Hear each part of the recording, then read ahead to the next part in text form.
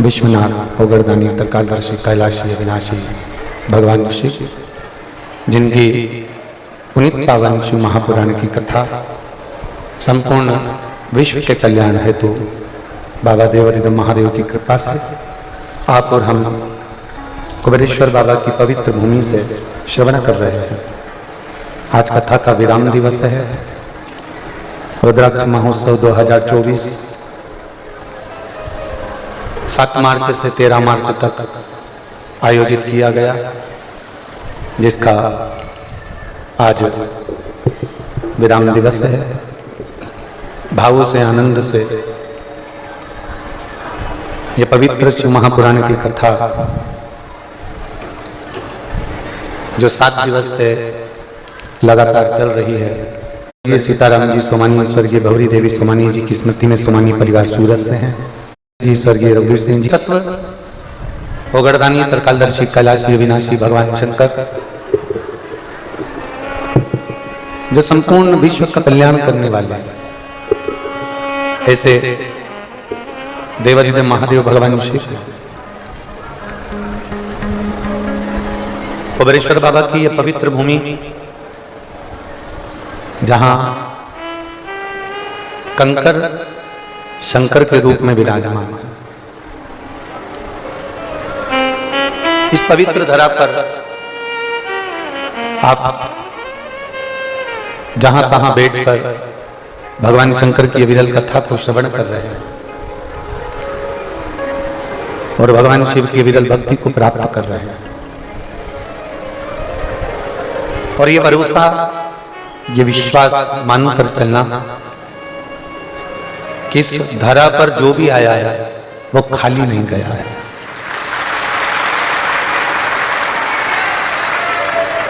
ये जितने जजमान परिवार यहाँ पर बैठे हुए हैं, सबके मुख पर एक ही बात है, गुरुदेव अगले वर्ष फिर बाबा ऐसी कृपा करे, फिर हमको यजमान पद दे, ऐसी कृपा बाबा हमारे पर। दुनिया के लोग अगर आपको अपशब्द कर रहे हैं, दुनिया के लोग यदि आपको ताना दे रहे हैं, दुनिया के लोग अगर आपको गाली दे रहे हैं, दुनिया के लोग यदि आपको आड़े टेढ़े शब्द कर रहे हैं, तो आपको प्रसन्न होना चाहिए।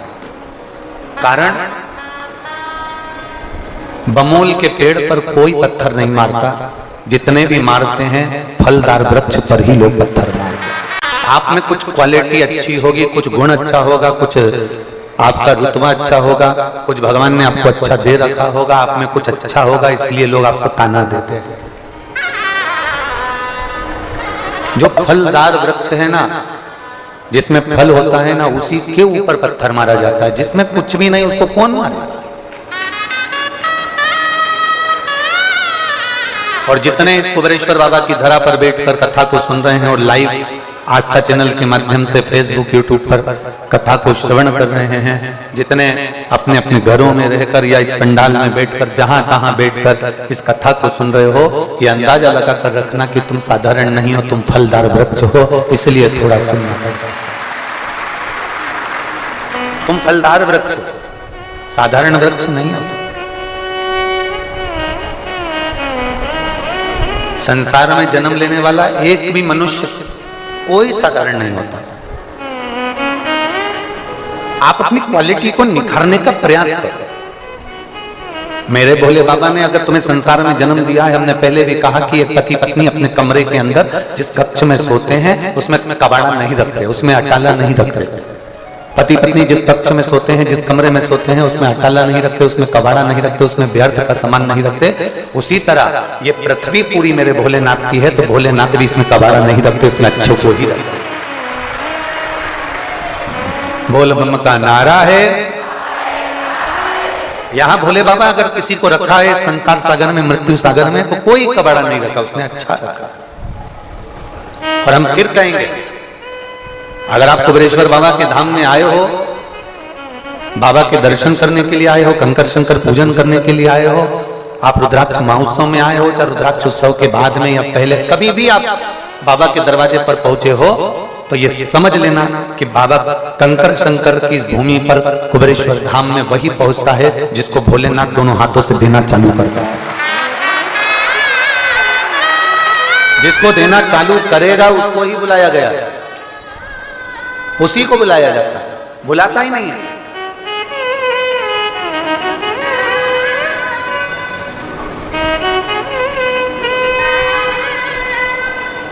भैया आए थे, ऐसी कृपा बना कर रखना कि हम यजमान बनते रहे।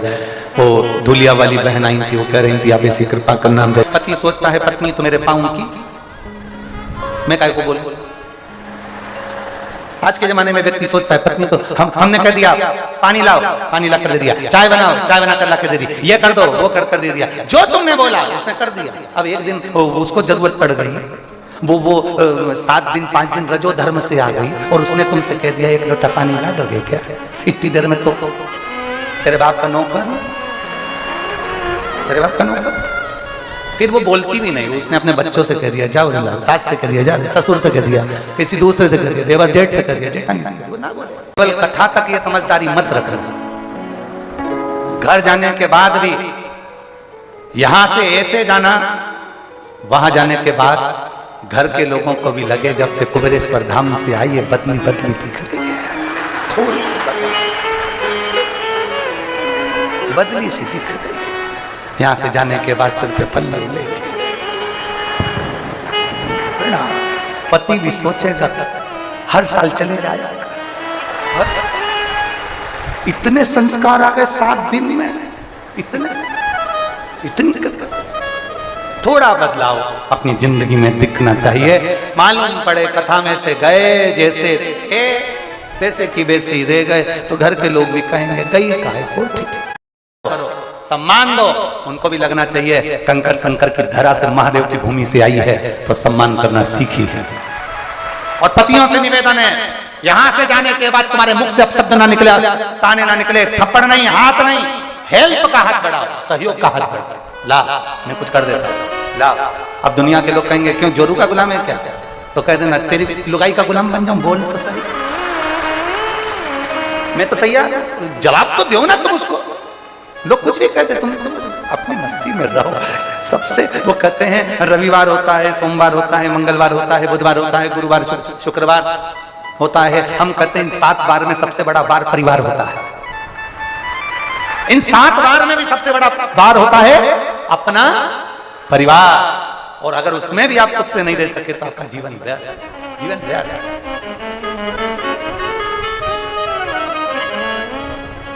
छोटे से झोपड़े में भी रहो ना, बड़े खुश होकर रहो। वैकुंठ में जो सुख नहीं ना वो शंकर भगवान के चरणों में है, क्योंकि शंकर भगवान के चरणों में आदर है, सम्मान है, सत्कार है। शिव महापुराण की कथा कहती है पार्वती जी को ज्ञान उपदेश भगवान शंकर दे रहे हैं, ज्ञान उपदेश।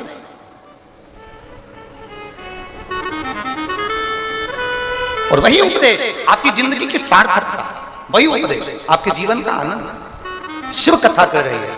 आगे वर्णन आता है एक षडानंद कार्तिकेय जी का जन्म होता है, तारकासुर का वध होता है। तारकासुर के 3 बेटे हैं, तारकाक्ष, विदुम्माली, कमलाक्ष की, जिनका भगवान शंकर एक बड़े नंदी का रूप रखकर भगवान शंकर देवताओं को पशु बना देते हैं और उनको दौड़ाकर एक जगह इकट्ठा कर तारकाक्ष, विदुम्माली, कमलाक्ष की तीनों का वध कर देते हैं और शंकर जी का नाम पशुपति नाथ हो जाता है। पशुपति नाथ उनका नाम पड़ गया, गला पकड़ा है, पशुपति नाथ उनका नाम पड़ गया। पशुपति अस्त्र होता है, पाशुपत अस्त्र, और एक होता है पशुपति व्रत। आप और हम में अस्त्र भगवान शंकर से ले लें और चला दें। इसलिए आप सबके लिए शिव महापुराण से हमने ये पशुपति व्रत को निकाला है। और ये पशुपति व्रत जो करता है पाशुपति अस्त्र के बराबर उसको फल प्राप्त हो जाता है। उसका कार्य कितने लोग हैं जिन्होंने पशुपति व्रत कभी कराया? हाथ उठाओ जरा, सबने कराया। धर लो, वापिस धर लो, करना चाहिए,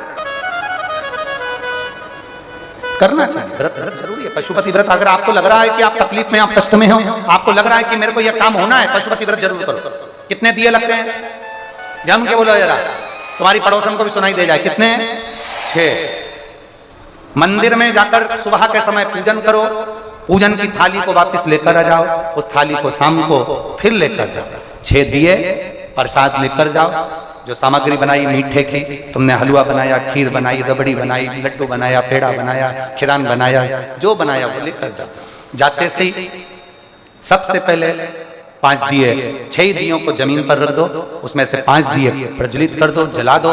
प्रसाद के 3 हिस्से कर जमीन पर रख दो और भगवान की पूजन कर दो। पूजन करके उसमें से प्रसाद का एक हिस्सा उठाकर थाली में रख लो। एक दिया जो नहीं जलाया है उसको थाली में रख लो। बाबा से प्रार्थना करो, आज मेरा पहला पशुपति व्रत है बाबा, स्वीकार करना, मेरे मन के भाव को पूर्ण करना। बाबा से निवेदन कर कर वो दिया प्रसाद का एक हिस्सा लेकर अपने घर की ओर आ जाओ। घर में प्रवेश करने से पहले घर के बाहर बैठ जाओ, राइट हैंड सीधे हाथ की ओर। घर में प्रवेश करो तो उसका सीधे हाथ की ओर घर की ओर मुख कर कर दिया प्रज्वलित कर दो। अंदर की ओर चले जाओ।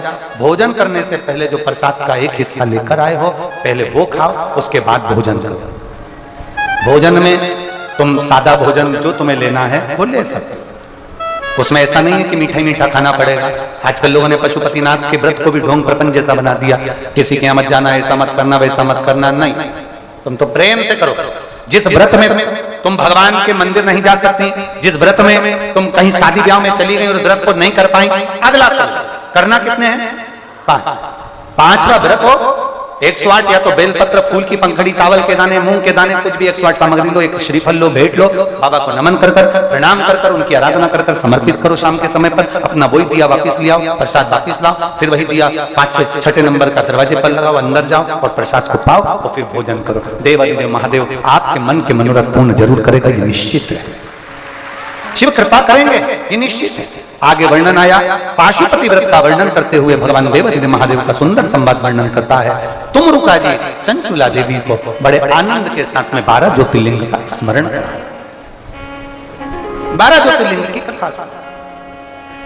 अब 12 ज्योतिर्लिंग की कथा का स्मरण वो भी कहां बैठकर सुन रहे हो? कुबेरेश्वर धाम पर, जहां से 12 ज्योतिर्लिंग की दूरी 1 पॉइंट बढ़कर आती है। यहाँ शून्य नहीं आता कभी, यहाँ 0 आता ही नहीं। तुम कुबेरेश्वर धाम पर खड़े हो जाओ, यहाँ से महाकाल नापेंगे 1 बढ़कर आएगा, ओमकारेश्वर 1 बढ़कर आएगा, काशी विश्वनाथ, केदारेश्वर तुम सर्च कर कर देखना 1 पॉइंट से कितना किलोमीटर है, 1 पॉइंट बढ़ेगा, शून्य पर नहीं आएगा, 0 आता ही नहीं है। यहाँ 0 का काम ही नहीं है, जो आता है नंबर 1 होकर ही जाता है, 0 पर तो कोई जाता ही नहीं है। यहाँ जो आया वो नंबर 1 होकर ही गया।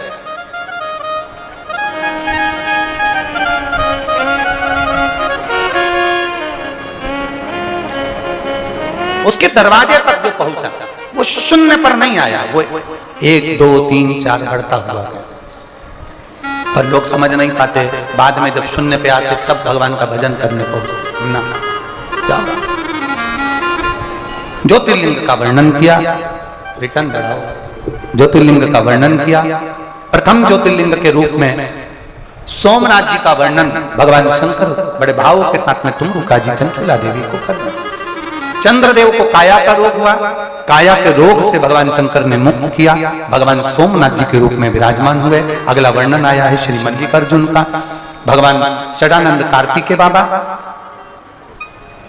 जो कि रुष्ट होकर चले गए थे। भगवान षडानंद कार्तिकेय जी गए, शंकर पार्वती जी ने भगवान शिव और माता पार्वती जी को मना कर लेकर आई और भगवान शंकर पार्वती जी मना कर लाए षडानंद कार्तिकेय को, तो वहां पर भगवान शिव मल्लिकार्जुन के रूप में विराजमान। देखिए, ये कभी ना सोचें हम बड़े हैं छोटे को क्यों मनाएंगे, छोटे को चाहिए कि वो हमें मनाए ना। शिव महापुराण की कथा कहती है, एक शब्द है छोटा सा स्वारी, क्षमा मांग लेना। जो स्वारी कह देता है, क्षमा मांग लेता है, वो दुनिया का सबसे बड़ा व्यक्ति बन जाता है, क्योंकि उसने क्षमा मांगा, उसने स्वारी कह ली। अकड़ में